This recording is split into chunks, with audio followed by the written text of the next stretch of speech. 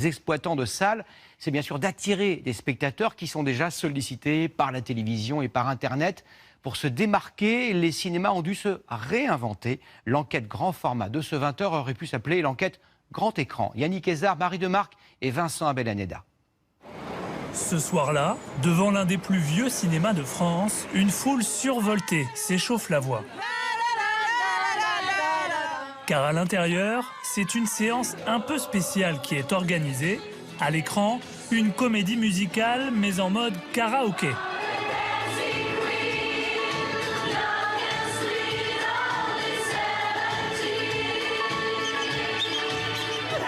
C'était génial. C'était génial.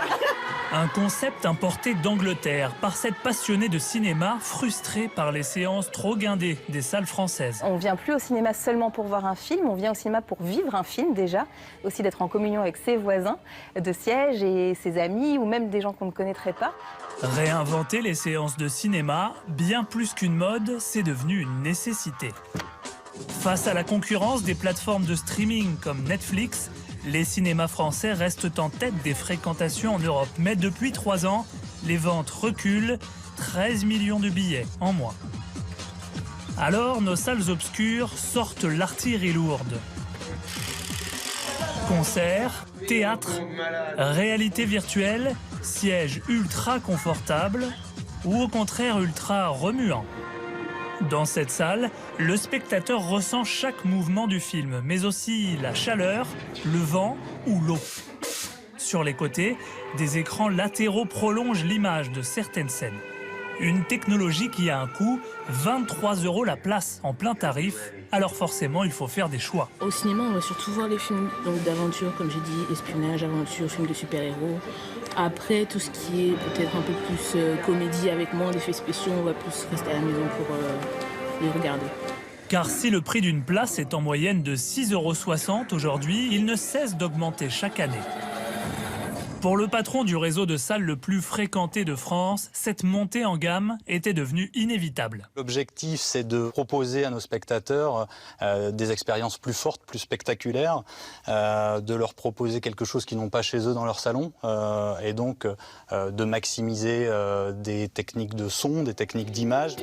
Récemment, une nouvelle étape a été franchie. Il y a quelques semaines, pour la première fois dans une salle française, le traditionnel projecteur et sa toile blanche ont disparu pour laisser place à une dalle de près de 9 millions de pixels.